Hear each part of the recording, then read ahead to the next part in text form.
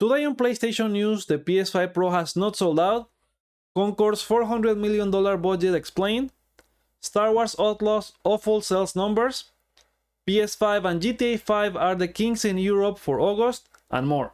Let's get to it. Hello friends, welcome back to PlayStation News, hoping you are doing great, and we have a new round of PlayStation and gaming stories to talk about. So let's start with the news of the PS5 Pro and the fact that it hasn't sold out yet, and pre-orders started on PlayStation Direct on September 26. As of recording, it's still available on the Sony website for both the US and the UK, and it will still go on sale on October 10th for all of the other retailers on Amazon, Best Buy, and so on. So only the 30th anniversary edition was sold out, and that is because it was like a very limited console. It was only 12,300 consoles. So this could make you think that the PS5 Pro is doomed. It's not selling out at $700. They went with an awful price point. And I don't agree with the price either, but I think it's far from that. I don't think Sony is expecting this to sell a lot. And I don't think it's far from what analysts expect this console to sell during the holiday window, which is about 1.3 million consoles at launch. And it's a little bit less than what the PS4 Pro did during the launch window, which I think it was like 1.5 million consoles. Now, the same analyst said that they also expect the PS5 Pro to sell as much units as the PS4 Pro sold, which is about 14.5 million units in its lifetime. And that was out of the total 117 millions that the PS4 sold. Yeah, Sony can be expecting massive numbers for the PS5 Pro. They can be expecting this to sell out, so it's gonna be a console that's gonna be available on all stores. It's not something that is gonna sell out and it's not going to be available on stores.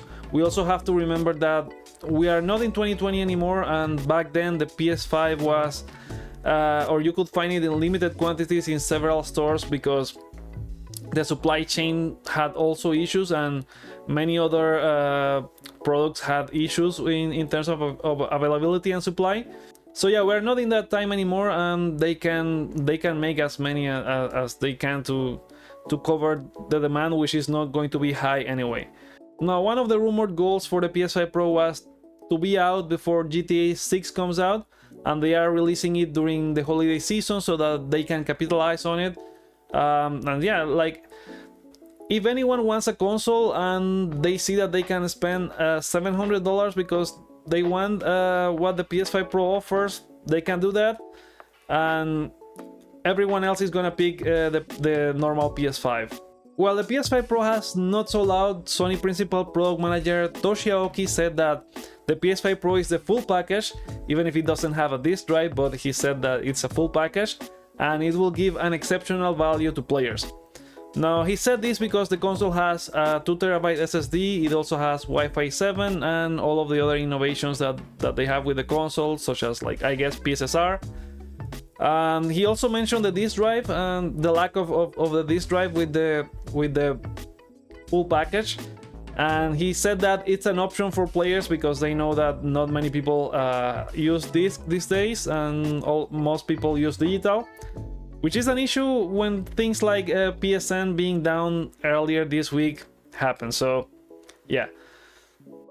Now, developers also continue to praise the PS5 Pro, and this time we have Martin Griffith from Hello Games, and he showed a screenshot on Twitter for No Man's Sky. I don't think the screenshot meant that it was on PS5 Pro. I think that it was most like he was proud of how the game looked or something like that. But still, he also mentioned that No Man's Sky is PS5 Pro enhanced because it now has the tag on the PlayStation Store, and that he, as an engine programmer who has been through all the PlayStation iterations since the PS1, he thinks that the PS5 Pro absolutely rocks. So this is on top of all of the other comments from developers over the past 2 weeks. They have to sell the console, so they are gonna continue praising it. But let me know what you think about the PS5 Pro not selling out. Are you looking forward to it? Will you be upgrading? Let me know in the comments. Next, we are back to talking more about Concord. Even if the game is dead, there's more information on what happened behind the scenes. And there's also more information regarding that insane $400 million budget that was brought up a couple of weeks ago. This was podcaster Colin Moriarty from Last Stand Media, who also brought up the $400 million budget for Concord a couple of weeks ago. Now, he said that the game cost $400 million, but it was not Sony who put the $400 million. At least half or a little bit more than half came from Sony, and the rest came from incubator company, probably Monsters. Now, he goes on to like list his source. He said that the source provided proof on everything that he was talking about, and he also listed some other stories that came out around the same time that probably Monsters was starting up as a company and when all of the studios were forming up. So I've made a small recap of all of the stuff that he mentioned. He was also kind of surprised that people doubted him and doubted this information that he was giving, because yeah, it kind of sounded insane that a new studio like Firewalk would have this much amount of money for a new game or a new IP like Concord. So back when probably Monster started, they raised about $25 million, and at that point when Concord started, Sony only had a publishing agreement for the game. So they were putting some money and some of the support of all the back end that they have, but not all of the money came from Sony at that point. Probably Monsters eventually made about $250 million in fundraising, and it was one of the biggest fundraisers that for a company like this. And they only had 3 teams at that moment, and one of them was Firewalk working on Concord. So at that point, both Sony and probably Monsters were injecting money into the project. Now, what Colin also said is that the company started with some expensive talent. Both probably Monsters and Firewalk started with management from or management people from Bungie, so that could have also added into the cost for the game. And eventually, after Sony bought the studio in late 2023, so the game was not in a good state, and they had to spend another amount of money to fix some of the issues and like bring the game to the shape that it was when it came out. So yeah, like that's how the money could have been about $400 million in budget. So it was about, I would say, 60% from Sony and 40% from probably Monsters, but that's just me speculating. He didn't mention that, and it could probably be even more. Maybe Sony put about 70% and probably Monsters 30%. Colin Moriarty also said that the number is not that strange, because we have seen how much Spider-Man 2 cost from the leak from the Insomniac leak last year. So the game costs about $300 million, and that is made on top of a game that already exists, which is Spider-Man and Spider-Man Miles Morales. So even working on top of that, and the game came out costing $300 million. So the $400 million budget for Concord couldn't be out of the ordinary with all of the stuff that he mentioned there. So yeah, even if the game is dead, we'll continue to hear more stories about what the hell happened with Concord. And yeah, we'll see if we end up learning more in the future. So what do you think about the possibility of Concord being $400 million? Let me know about that in the comments. Now, speaking of more things that haven't sold well, we have Star Wars Outlaws from Ubisoft, and it appears that it did very poorly after its first month, having launched in late August. Now, this is a source from Insider Gaming that said that the game has only sold 1 million copies in its first month. They also said that it comes as no surprise, given that gamers are giving it a low score on like Metacritic, and the media also gave it just like a fair score. And it's also the reason for CEO Yves Guillemot saying on a memo last week that the sales for the game were softer than expected, and they also announced this whole plan to fix the game, and they will be promoting the game on Black Friday to like get more people to play it. In comparison to that, Insider Gaming lists that games like Assassin's Creed Mirage did about 5 million copies, and that is from October when it launched to January at the beginning of this year. So yeah, it's not that good when you also think that this is a Star Wars game. It also has the Star Wars name on it, so selling 1 million, it's pretty bad. And we're also gonna get into the European sales for August in a little bit, and you're gonna see there more information that tells you that this is a bad number. Now, the bad sales results for Star Wars Outlaws may have influenced the decision to delay Assassin's Creed Shadows. And this is also Insider Gaming, who gave a little bit more context on why the publisher decided to delay the game. So according to Insider Gaming, 7 developers had been pushing for a delay for a while, but they were being ignored by management until they needed to address some issues with the development timeline. Even if CEO Yves Guillemot said that the game is feature complete, and that may be the case, it's currently not at the stage that it needs for release, and they have also been making some tweaks to gameplay and mechanics and elements that they are gonna need more time, and also some other issues that arise at the end of development. Now, there's also been some wild rumors that they are working on removing Yasuki as a playable character, but to that, Insider Gaming says that the team has been actively addressing some historical and cultural concerns after some external playtests pointed that out, and that was before the reveal of the game. So they will likely be changing some of the Yasuke story and his portrayal in the game, but they are not going to remove the character, and it's still gonna be playable. So what do you think about Ubisoft not being able to catch a break as of late? Voice your thoughts in the comments. Moving on, the PS5 continues to lead in Europe with the sales results for the month of August, and that's despite selling a lot less than last year. These numbers are from GameIndustry.biz, and they said that over 300 consoles were sold, and PS5 was still comfortably the #1 console, with about 50% less than what they sold in 2023. And it was followed by the Switch in second, but also down 25%. So overall, all of the consoles continue to struggle, as it has been the case throughout 2024, and this time they were 29% behind of what they sold combined in 2023. Now, talking about the game sales for the month of August, GameIndustry.biz said that there were a lot of sales for legacy games in the region, and that made GTA 5 to become #1 for the month. Then we had Star Wars Outlaws in second, and that could sound like a good result, being second behind GTA 5, but the reality is that the game did less than what Star Wars Jedi Survivor did last year.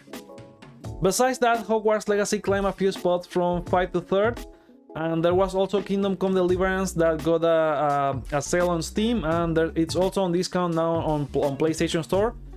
But back then, that also helped the game to move from not being in the top 10 to being at number 3, and we also have the sequel coming up in February next year. There was also EA Sports FC24 down from 1st to 5th place, and that is likely because EA Sports FC25 was coming in the previous month. There was also Borderlands 3 at number 6, likely because of the awful movie that was released during the month of August. And rounding up the chart, we also had RDR2, GTA Online, Titanfall, and It Takes Two, which is always kind of like at the 10th spot in Europe, and I believe the UK as well. So yeah, It Takes Two is doing really well in the region every month. Now, where's the big release of the month, which was Black Myth Wukong? And what GameIndustry.biz says is that it was number 68 in the ranking for games, but it was because they only had the physical information. They didn't have access to digital data, so they don't know how many copies they sold on digital, and that's why it's not in the top 10. Another game missing is Concord, that we were talking at the beginning of this video. And yeah, the game failed to meet an audience on every region or every platform on both PS5 and PC. And in Europe, it did really bad. It was number 347 in the chart, so way out of the top 10. That's the results for Europe in the month of August, and we are gonna see what the results for both the UK and also for the US are in the coming weeks. So let me know what you think about the PS5. Continue to lead sales in terms of hardware, and GTA 5 leading software sales even after 3 generations now. Now let's move into some quickfire news. And this week, some users complained that the recent PS5 update changed the way that the news were displayed, and they didn't appear only in the home, but they were also replacing the backgrounds for all of the games in each of the different tiles. But it seems that it was a technical bug or something like that, because as PlayStation said on Twitter that this behavior was a tech error with the official news feature on the PS5 console, and it has been since been resolved. There have been no changes to the way the game news are displayed on PS5. So yeah, they are not adding more ads to the console. It seems like it was only an issue and it's already fixed. Now we have a reminder of the October PS Plus games which you can download right now. And we have WWE 2K24 for PS4 and PS5, Dead Space for PS5, and Doki Doki Literature Club Plus for PS4 and PS5. Let me know if you are playing any of them, or either in the comments below, or you can also look out for the poll in the community tab. I said back when they announced this at the State of Play that it was a solid month, but at least not for me because I already have WWE 2K24 and Dead Space. I don't feel that bad about Dead Space because I finished that when it came out last year, but I got WWE 2K24 like 3 months ago, so yeah, I think it's a good month. Dead Space is a great game, this remake, and sadly EA is not going to continue doing more remakes. But yeah, let me know what you guys think about this update. So the next update for PlayStation Plus will be on Wednesday, October 9, when we'll learn the PS Plus catalog game announcement. And we already know that we might be getting Dino Crisis and Blood Omen Legacy of Kain. And that's as part of the classic catalog, as they announced at the State of Play. And we also have already on the game catalog for extra, we also have The Last of Us Part 1 as part of the Last of Us Day. So we'll see what the rest of the PS Plus catalog for October looks like. Next, there's an update on the PS2 horror classic Siren that we were talking about in the previous episode, after it got a new rating in the Korean board. Now, people were thinking if this could be a new remaster or a remake, since we also have we know that Fire Sprite is working on a horror game, but it's unknown if it's gonna be a new Siren, or there are other rumors that say it's an Until Dawn. Now, the PlayStation Deals store page found a new listing for the game on the back end, and this one seems that it's gonna be native for PS5. So it seems like it's an update for the classic version, because the game is already out on PS4. So it seems like they are gonna be updating that, and they are gonna release it as a new classic on PlayStation Plus. It could be. PlayStation Lifestyle, which is the source of this story, also said that there were some rumors about Siren 2 also making a comeback, but it seems that that's false, and there's nothing regarding Siren 2 for now. Let's continue talking about more horror games, as we have the download size for 2 games coming really soon, thanks to PlayStation Game Size on Twitter. So the first one comes out this week, and it's Until Dawn. It's 57 gigabytes, and it's 10 gigabytes more than what the PS4 version is. And if you pre-order the game, you can start preloading right now from the PlayStation Store. The other is Silent Hill 2, and we know that it's just 50 gigabytes, and the preload is available on Friday, October 4th for anyone who has the Deluxe Edition, and on October 6th for anyone with the Standard Edition. 57 gigabytes and 50 gigabytes, so they are going easy on your SSD this time. And also be careful, because Silent Hill 2 has already leaked, and there will be spoilers around whether you have played it already or you are playing it for the first time, so be careful about that as well on social media. Now, speaking of Konami, they also have another remake in Metal Gear Solid 3, and they showed a bunch of gameplay back at TGS over the weekend.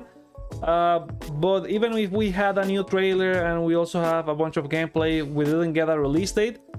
And to that, series producer Noriaki Okamura explained at TGS that they didn't want to make promises to fans that they are unable to keep. And while they are working hard on the game, they are not ready to announce a release date at this point, and he asked people to wait just a little bit longer. There's some belief that this could be a 2024 game. We had Sony releasing this video at the beginning of the year saying all of the games that were coming in 2024, and Metal Gear Solid Delta was part of that. But that window is shrinking and shrinking, so I still think it's gonna be early 2025, but we'll see. Next, Sabotage Studios has announced Dawn of Equinox, which is a new update for Sea of Stars. And they announced that at the beginning of the year along with the new expansion. So this update will add a bunch of improvements like Combat 2.0. There will be a revamped prologue, a new bonus cinematic scene. There's a speedrunner mode, new difficulty presets, and some quality of life improvements. Besides that, they are also adding the co-op gameplay that they teased earlier this year, so you will now be able to play the game with 3 players locally, or when the update comes out, which is on November 12th. And we also have Throws of the Watchmaker, that is the paid DLC, and that will be coming on spring next year. So November 12th for the new update for Sea of Stars, and the paid DLC on spring 2025. Another announcement is from Square Enix, and they announced a new complete edition for Final Fantasy XVI, and that also brings down the price for the standard edition of the game. So Final Fantasy XVI complete edition includes the main game and both DLCs for $70, and it's already out on the PlayStation Store. Now the standard edition of the game goes for $50, and the expansion pass is about $25 still with both DLCs. So if you get the complete edition, you save about $5. Now let's talk about Activision, that was celebrating 25 years for the original Tony Hawk that came out on September 29, 1999 for the original PlayStation. Now Activision had been teasing this for a while. They had this banner update on Twitter that we talked about in a previous video. And over the weekend they also shared some interesting facts about the game series on Instagram. But there was also Tony Hawk himself, and he shared a post in celebration, and he also thanked Activision, Neversoft, which is not here anymore, and all of the fans of the series. Now at the end of that post, he also said that he's not supposed to tease anything else about the future of the series, but that there will be a future. Who knows if this means that they will be working on Tony Hawk 3+4 that got approved after the release of 1+2, but the developer was put into working on, or was folded into Blizzard, and they never got to work on that. So who knows if this means that we're gonna get 3+4 actually, or is it something else? We'll see. Now let's talk about the new releases for this week, at least so far, as I didn't have an episode yesterday because I was working on the video for new releases on October. So we have Tekken 8 that is getting Heihachi Mishima as a playable character, and that's on early access for PS5, Xbox Series and PC. The full release for anyone who doesn't have the season pass is on Friday, I believe. After that, there's also Predator Hunting Grounds on PS5 and Xbox Series. So this is Ilphonic taking the publishing duties from Sony, and they are publishing the game themselves now. So that's why they are bringing it to Xbox Series, and they are not giving a free upgrade for the PS5 version to anyone who has the PS4 version, but they are giving you a discount if you plan to upgrade to that one. There's also Throne of Liberty, a free-to-play game from Amazon Studios coming to PS5, Xbox Series and PC. And there's Master Detective Archives Raincoat Plus coming to PS5, Xbox, or already out for PS5, Xbox Series and PC. So yeah, all of the stuff that I mentioned is already out, so let me know if you are playing or you will be playing any of these games this week. And there you go, that's all the news that I have for you today. Let me know what you guys think about all of the stuff that we discussed here, including the PS5 Pro not selling out, the $400 million budget for Concord. What do you think about Star Wars only selling about 1 million copies after 1 month of being out? And Ubisoft not wanting to delay Assassin's Creed Shadows until it was probably too late? And what do you think about PS5 and GTA 5 also leading in Europe for the month of August? So let me know about that in the comments below, and also remember that you can find all of the sources for these stories in the description as well. If you enjoyed this video, please consider giving it a thumbs up and subscribing for more videos like this. And also remember that you can find this as a podcast on Spotify. So thank you so much for watching, and I'll see you on the next one.